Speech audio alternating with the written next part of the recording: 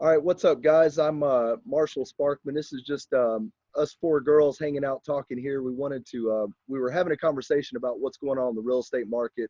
So I'm like, hey, why don't we get on and record this live where we can really educate people and really know the low down and dirty about what's going on. So I've got four high producing professionals here on the phone. I'll let everybody introduce themselves real quick and say what they do. Connor, we'll start with you. Hey, good morning, gents. Jason Connor with Liberty Mutual and the Helmsman Insurance Agency. I'm an insurance broker representing the entire Southeast. All right, Lance. Lance Davis, Music City Experts. I am an agent as well as a broker with a leadership role. So not only do I sell, but I also help mentor and coach other agents to make sure that we're doing what we need to do to keep the market moving forward. My name is Trevor Hartz. I am the Director of Business Development for a real estate law firm that specializes in real estate closings and real estate law.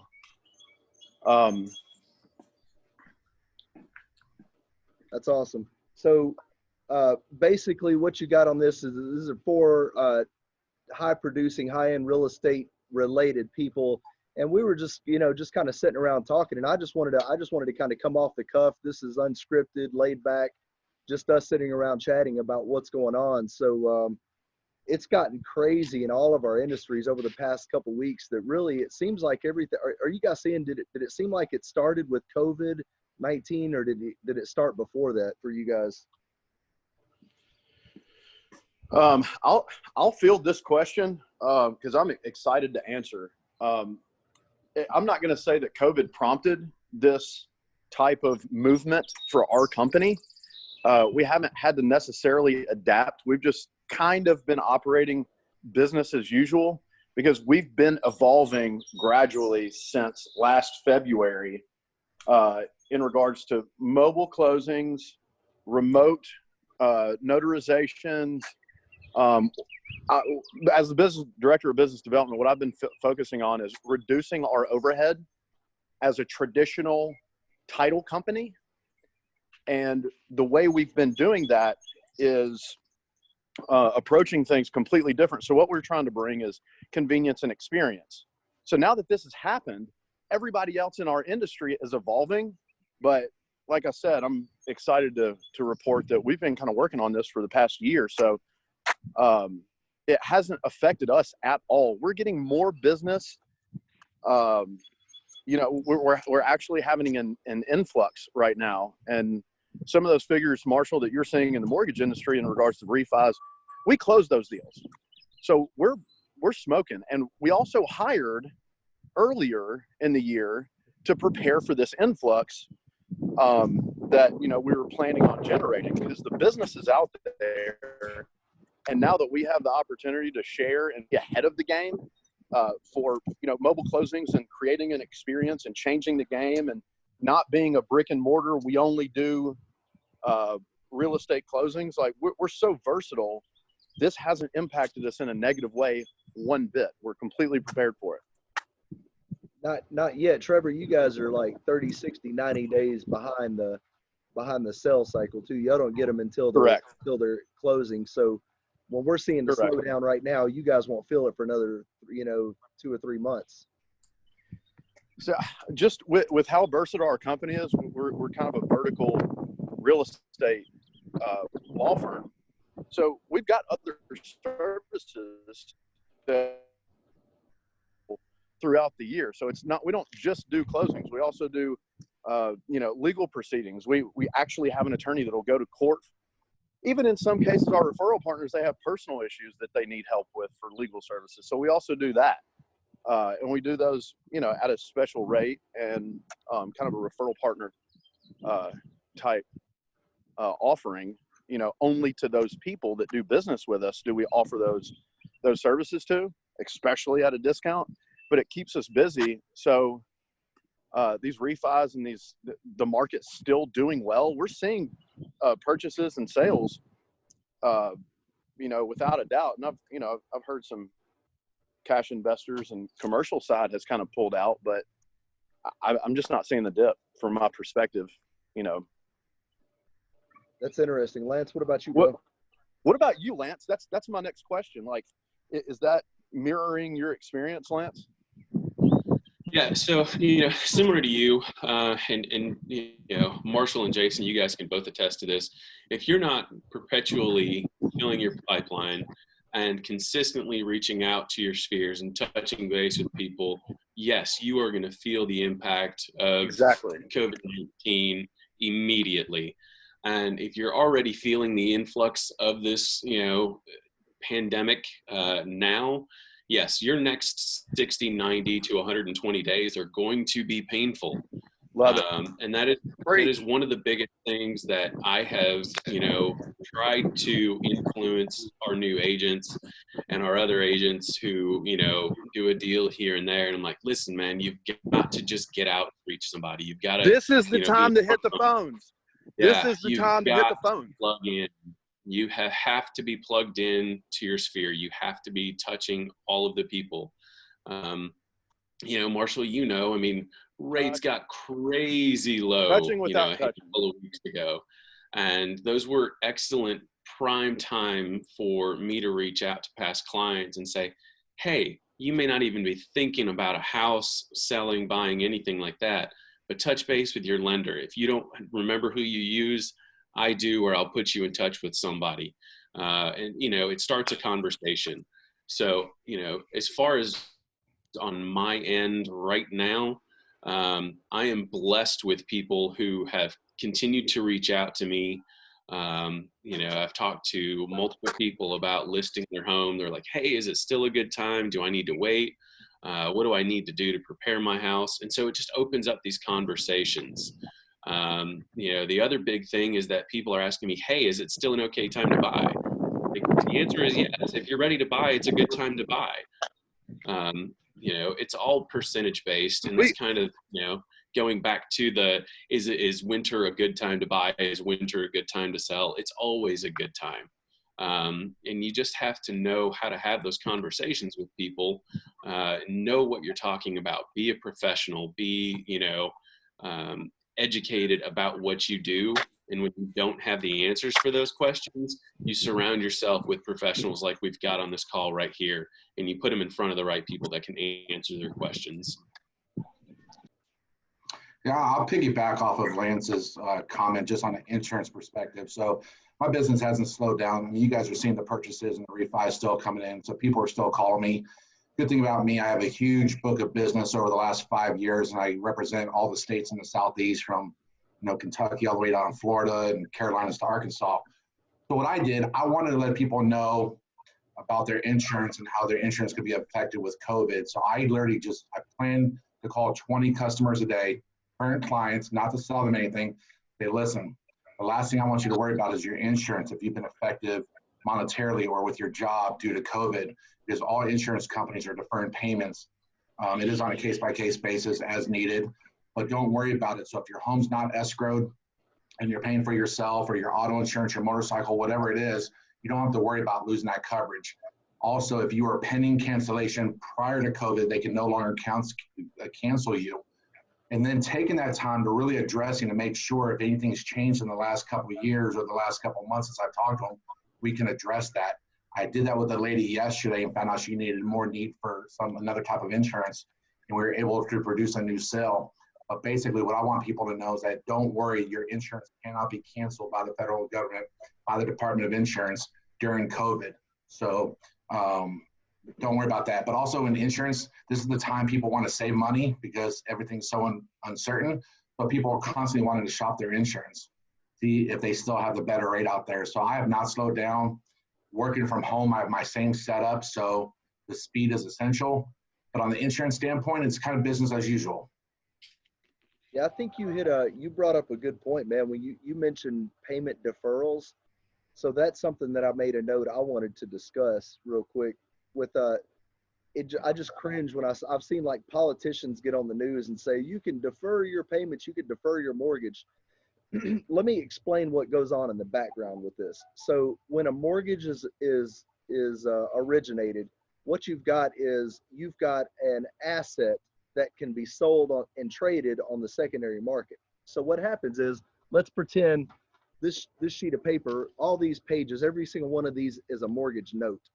Well, what happens is, oh, well, tell them to hang on. That what happens is all these mortgage notes are sold to investors, and they're promissory notes, and that's saying, hey, investor, if you buy this note, we guarantee that this person is going to pay interest, and he's going to continue to pay interest. Well, what happens, especially on government loans, is if a client defaults and doesn't make a payment or gets put on a payment plan, is the servicer has to continue his obligation to that investor. So he has to still, the servicer, let's say PennyMac is servicing your loan, or Wells Fargo is still on the hook to pay their investor your mortgage note. So although you think you're deferring your payment, what's happening is your servicer is losing money. So what happens when servicers lose money? Then the government has to step in and bail them out. Then your servicer is going to charge more money on new loans going forward. They're going to pass new fees on the clients. So that's what we're seeing right now. When people start going into default, your servicer is still on the hook for that mortgage. So my thought is, if you are truly in a situation where you can't make your payments, then yeah, you're going to have to go into deferment or something like that. But hey, if you're still making money, you need to continue your obligation, because you are legally obligated to that note, and so is your servicer to the investor in which he sold your mortgage loan to. So I wanted to throw that out there for sure. Yeah, very, very valid point. Yeah, absolutely. And so, I mean, I have seen, a lot of that stuff pop up. And so that I was more educated on our end, I actually reached out to the servicer of our loan just to say, hey, I'm in the real estate industry. I've got people that are asking me these questions, so that I understand from your side, what is your guys' plan right now? And so I know what my particular servicer is doing is they're doing a forbearance. So all that really means for layman's terms is, I'm sure Marshall, this, but they are going to give you a grace period where there is not going to be any lates or delinquent payments that are going to be recorded or reported to credit bureaus. But by the end of this 3-month cycle, so by June 30th, you still had to have completed all 3 mortgage payments in order to be considered up to date with your payments. And so I know that, all of these companies are going to be doing something different. And, for those folks that are completely out of work right now, it's awful. It's miserable. And that is going to, be painful for them for quite a while. You're going to have to dig in and find something else to do. And just like, with the 3 of us in our pipelines, if you're not prepared for, the next few months, it's going to continue to be painful. So, the work you put in yesterday is what, comes through tomorrow and the next day and the next day after that. Yeah. So that's, you brought up another point talking about people losing their jobs and stuff like that. They're saying, all the industry analysts are saying that if, although this health crisis, I'm not calling it a financial crisis yet, but I think it'll become that. But at this point, they're saying that although it may only last 1 or 2 months, the residual impact on the market, on the stock market, and on the mortgage market is going to last over a year. Sure.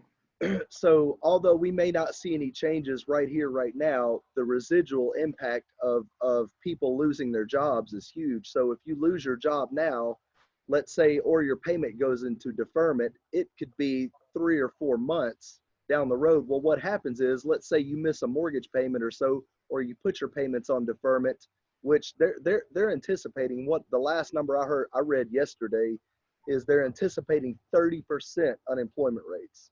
30%. So that means a lot more people going into default. So that means a year or 2 years down the road, we may see more foreclosures hit the market. And also your servicers are going to lose a lot of money. So what that's going to do to our market a year down the road means new mortgage guidelines being set, servicers going out of business, mortgage companies going out of business. It's going to have all these implications in the servicing companies. As they're losing money, they're going to have to recoup some of their costs. And how are they going to recoup it? They're going to charge more money going forward. So although I think what we've seen more than anything is how fragile our current, market and economy can be. I think it's wild. I think as well that you got a pool guy in your backyard. Man, no, they're coming to spray. My wife just stepped out. She's like, the guy's here spraying the yard. I'm like, he comes once every 3 months, and like he's gonna come right now. Yeah, that's funny. But hey, that's part of working from home, right? It's like, the dog's barking and the kids are yelling, and I got the, guy coming to spray my lawn. That's just I personally, I don't work well from home, so it's been an adjustment. Our bank asked us, if you can work from home, go ahead and do it, and it's not my favorite thing. Yeah, people just need to understand that we're all going to get through this together. If you can defer the payment on the mortgage side, obviously the insurance side is deferred payment. Just really communicate with the people that like, and trust. The professionals that are on this call right now. Those are the people that you really need to stay close to in a time like this, and don't listen to, all the outside noise, because everybody has a comment about something. And hopefully we'll get this behind us sooner than later.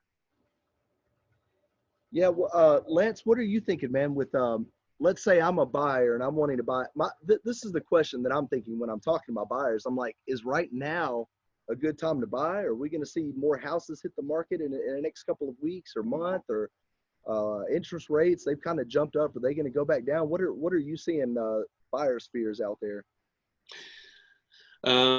Yeah, I mean, certainly have had, the conversation where some buyers feel like they missed the boat on the extremely low interest rates.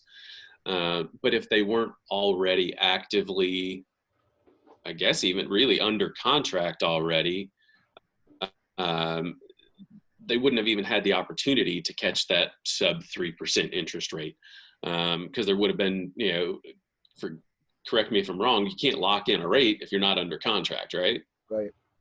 So, while they did see a 2-week period where interest rates were crazy low, if they weren't already looking for their house, they weren't going to get it anyways. So yeah, now, a lot of these folks are in an unfortunate situation where their interest rate is, 1% higher than it could have been. At the end of the day, though, what I always, emphasize to my folks is it's never a bad time to buy. If you come across the house that is the one for you, if that's a house that you love, the numbers make sense, it fits into your budget range, make it happen. Talk to the people that know what they're doing on a daily basis, that are doing this for your benefit, that are working for you. Negotiate the best possible terms and situations that you can get at the time, and then get through the next 6 months, 12 months, 18 months, whatever that looks like. And if the rates fall again, there's a refinance position later down the road. I've got a guy right now who is scheduled to close in about 2 weeks. He's in an unfortunate situation where he's catching a 5% interest rate. But he knows that an opportunity is going to present itself somewhere down the road to make the situation on that home better for him. And this particular home isn't going to be available then. If he doesn't buy this home now, it's going to be a different house somewhere else. And this one, in this particular house is exactly where they want to be, in the neighborhood they want to be in. The setup is perfect for their family.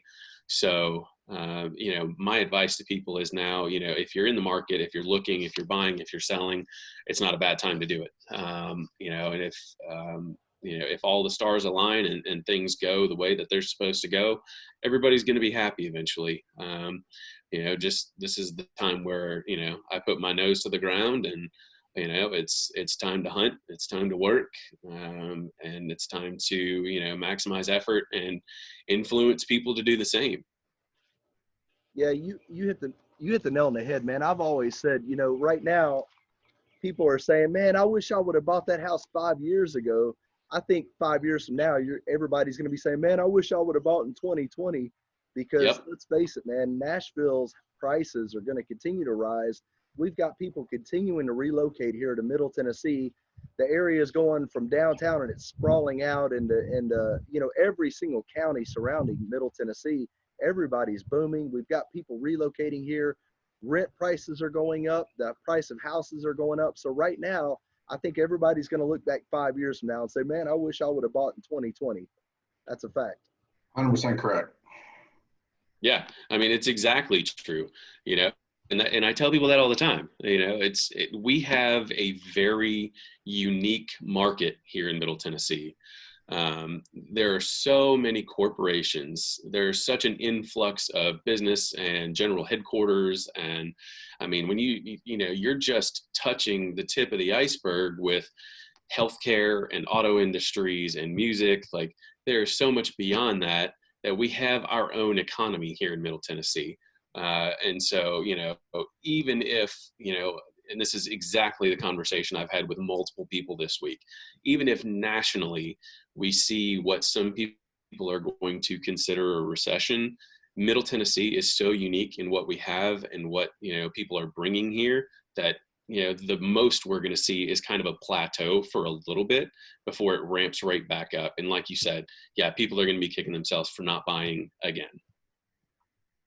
Yeah, that's true, man. And there was another thing that I wanted to bring up. I made some notes.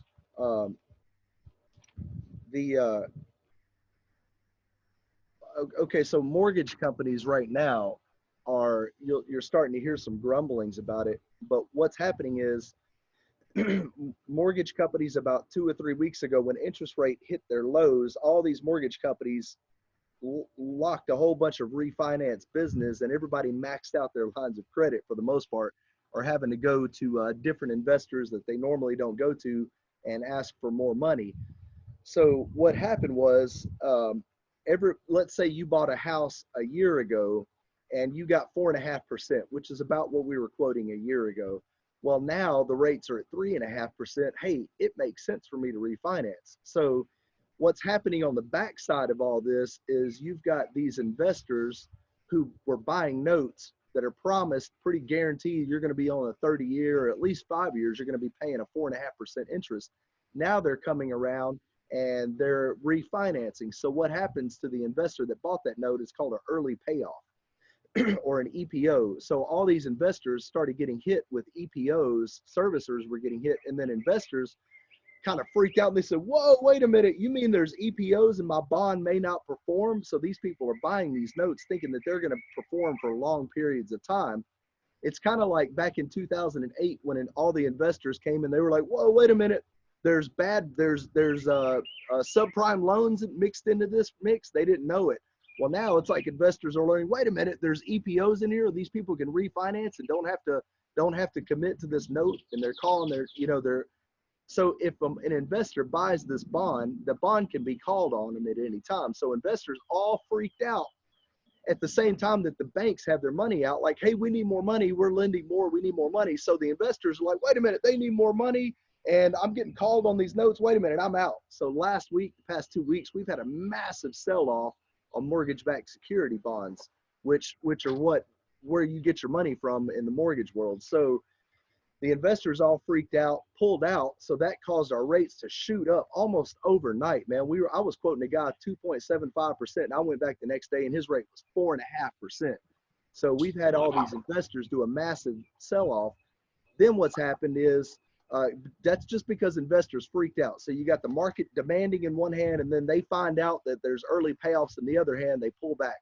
So then Trump on Sunday comes in and says, hey, we're going to give you $200 billion to kind of keep everything floating. And then the rates have leveled off this week.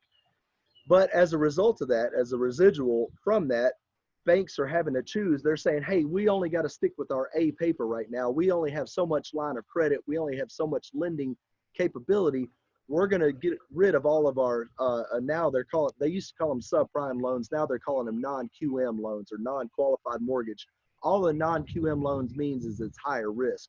So we got all these mortgage companies right now that are coming out and they're saying, you know what, we're no longer doing under 640 credit score.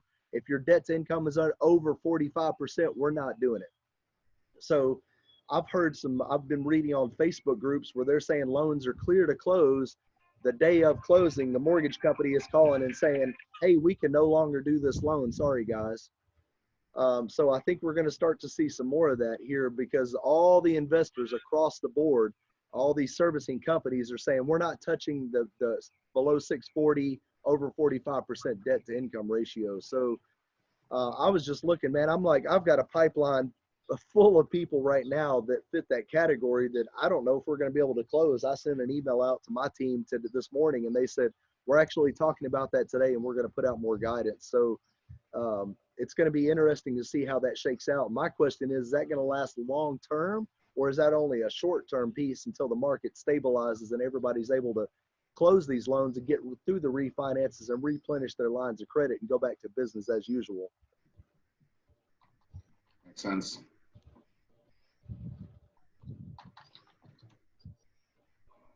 What else we got? I think anything else? We've been on this, I think, 40 minutes or so, going strong. Anybody else want to have any final last words? I'd like to do this on a regular basis. What do you guys say? Yeah, I'd love to. Absolutely. People need to be informed and just keep abreast of all the changes, because the changes are daily. So, you know, I think even a weekly call at a minimum would be good. Yeah, I'm game.